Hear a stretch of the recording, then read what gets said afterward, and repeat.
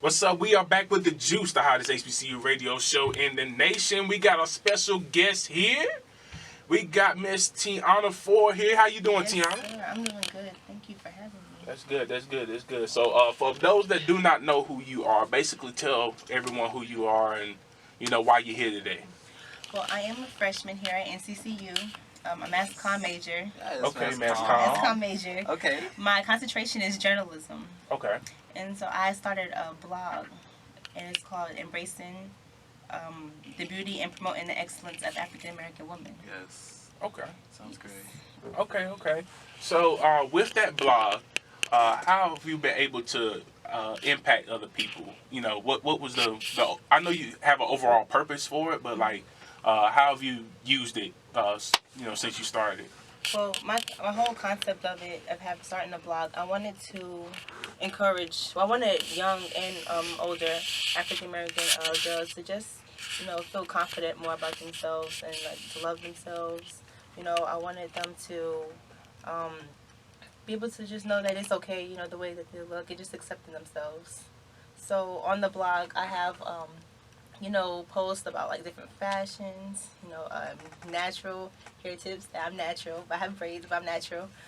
Natural tips, health tips, inspirational quotes, different stories of women like graduates who, had success stories, just making a difference in the world. Okay, cool. So, what do you say has been the best, story or blog that you've made so far? Well, actually, in December, I had did an interview, with you in Oh India. yeah, that's right. I remember Yeah, that. I remember that. the interview on basically what beauty means to you guys, and I wanted a female and a male perspective of what beauty means to them, and just dealing with like insecurities and how did they get over them, and if somebody that they know or if they insecure, how can they like deal with it, be able to be okay and move on. Okay, cool. Mm-hmm. All right. So, I know you have a book coming out. So, Yes. yeah, basically give us the details on what your book is going to be about and all that good stuff. Well, the title is called Success is Earned, Not Given. And it's basically a motivational, inspirational book.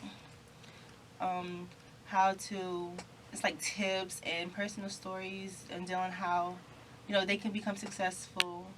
And writing the book, it had came to me because it's hard at first. You're going to deal, especially as a college student, you're going to deal with, challenges and obstacles. And being a college student, you have different, feelings. You go through different things throughout the day, and it's hard to deal with it, and you can end up on a different path if you don't, be careful. So I just wanted a book that would push, especially like high school, with them coming to college, just forcing college on them, and things of that nature. Okay. So, do you have anything set in stone as far as like when it's going to come out or what stores you're going to have it in or the details? Originally, it was supposed to come out this spring, and I was on the path of getting, edited and revised, but I kind of got it pushed back some, dealing with schoolwork. Mm-hmm. And now I'm aiming for probably this fall. Okay. And I actually wanted to do the book release in New York. Okay, New York. Yeah. Yes, Okay. yes. But that's why I want to have at least like, if not the conference, the book release up there, because I want people down here, family and friends, to actually be a part of it too. The people that I have down here. So I haven't really established that point yet. But yes, I'm excited. Okay. Well, since you're talking, we want to bring up that conversation that we were talking about earlier about the value of a woman and stuff like that. Because I think this would be a great time to have that conversation since we, have someone that digs into that. So. Okay, well, the conversation I wanted to talk about female standards of beauty, and what that means, because women have been sexualized since the beginning of time. That's just not how it should be. I'm not saying it should or shouldn't, but that's just what it is. You know what I'm saying? Right. So I was talking with a friend, and we was talking about women and he's big.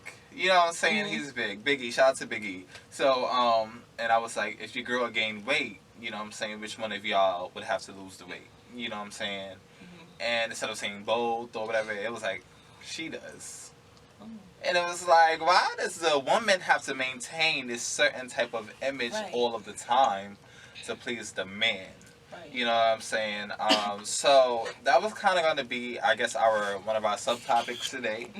On the standards of beauty for women, you know, the makeup and the weaves and everything, just so much that women put themselves through to be acceptable to a man. So we want to go over why that is and how can we change that. You know what I mean?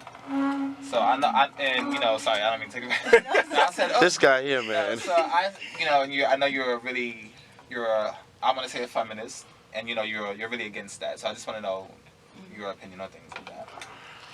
Wow. And well, my opinion dealing with that, I would say that instead of just putting all of that pressure on the woman, I would say that they should be able to encourage each other. Because maybe the girl, maybe she can feel that way about the guy, you know, how she wants this ideal guy, how he has to be a certain, you know, type. But I would say that they should encourage each other. And being a woman is hard, you know, with the pressure, keeping up with this image that society puts on, especially African American women. But yeah, that's what I would say about that. Okay. Yeah. Interesting. Yeah, and with me, I'm more of a type of guy that digs into the actual personality of the person rather than, you know, what they look like. Because, you know, things like that are temporary. They can be changed. But, like, a personality is hard to change. Especially with them, you know, a lot of older people, they're set in their ways and all that stuff, and they don't want to change. But, you know, things like that can be changed. It doesn't necessarily have to be changed because, you know, I'm usually comfortable with people the way they are. You know, especially when it comes to I almost said vision. You know, their appearance and all that stuff. Unless it's something that's just totally out there, like they just all stinking and all that stuff all the time with no apparent reason, they just doing it forever. But you know, like, you know, I'm more of the personality type of person. If I see something good in you, I'm gonna, you know, try to befriend you. You know, because it's not even, I guess it's not even relevant to try to get into the appearance type of thing. You know, I don't get that. But to me, if you think about appearance too, it comes at certain, not as a lot, but a certain point, because, you know, that's also, they representing you as well. True. But like you said, I would say personality too, because the way they carry themselves, that's very important. Because just so you don't want to like be out in public, and it's like, you know, it represents you. You know, it has a. Yeah, and of course that's I always look at that when I look at a person because, you know, that is very important. But I don't get to the point to where it's like if somebody has a good personality, you know, and they don't look the way I think they should, you know, I don't just push them away. But at the same time, I know it's people that look good, but at the same time, you know, their personality is not up to standard, and that's personality ugly. So is it fair or not fair to want certain physical requirements out of your mate, or even before they become your mate? Is it fair to just be like, I don't like her, she's too big, or, you know, I don't like him, he's too big? You know, is that fair, or is that just preference? I'm borderline. I think it's fair. You know, but at the same time, I have to play devil's advocate on that one. Because, I mean, a preference is a preference. Now, while I feel like you shouldn't be shallow, not saying that I'm shallow, you know, I like my men big anyway. But, you know, I just think it is what it is. Like, if that's what people like, then that's what they like. Now, if they're like, oh, these fat people, you know what I'm saying, then that's something different. But if that's what they like, then that's what they like. You know what I'm saying? So, and that kind of boils over to the colorization. Because I know black people, we are in colorization, you know, we practice that a lot as, oh, she's too dark for me, she's too light for me. So that right there, I don't know if I still want to say it's fair. Am I wrong to say that's fair? Because it's people's preference. And, you know, I don't know. I think when it comes down to it, I think the preference, there's it kind of mixes when it comes down to preference rather than requirement.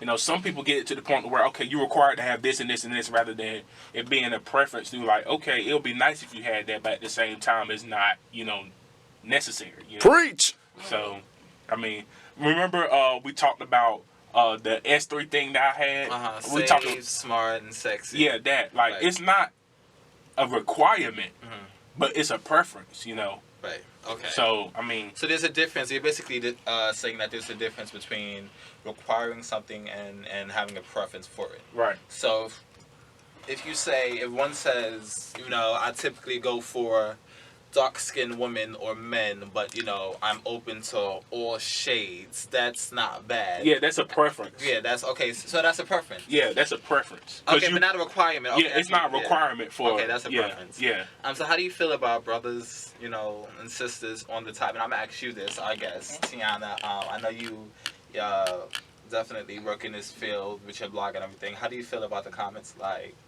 I only date light-skinned sisters or I only date dark-skinned sisters? What do you think about those comments? See, with those comments, I really don't like them. And I hear it a lot. You know, you hear it around, like, oh, she's like this or she's, you know, dressed like this. But I think that, I mean, I don't know if they have, like, maybe an experience or nothing, but I still think that they should be open to all instead of just dealing on one shade, you know? Instead of looking at having a preference, but like I said, it is fair to a certain extent. It is fair to a certain extent. Yeah. You know what I'm saying? Because I don't want to sound like, you know what I'm saying? Yeah, right. It is fair to a certain fair. extent, but, you know. But to me, I think that they should give it, at least, like, give it a try and just be open. You know, just to certain, just open to more, dealing with that. Yeah. Okay. I feel you. What about you, Tony? What you think? I mean, yeah, I totally agree with what Tiayana is saying. Well, that's what's up. You know, like I said, I don't know.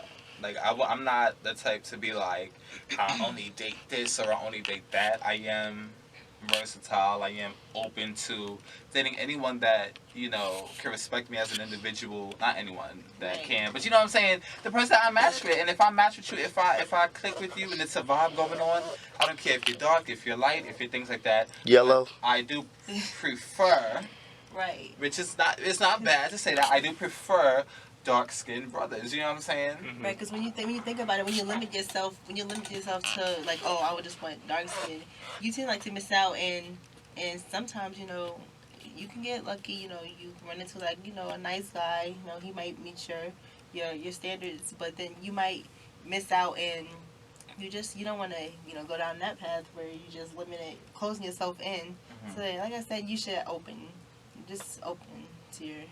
Just be open, you know what I'm saying? Just be open. I mean, we all open. Black anyway. Right. We all black. It's all black. Yeah, we all black. We all black when the lights go out. We all black. You gotta standard it unapologetically, standard it in all shades. Okay. Right.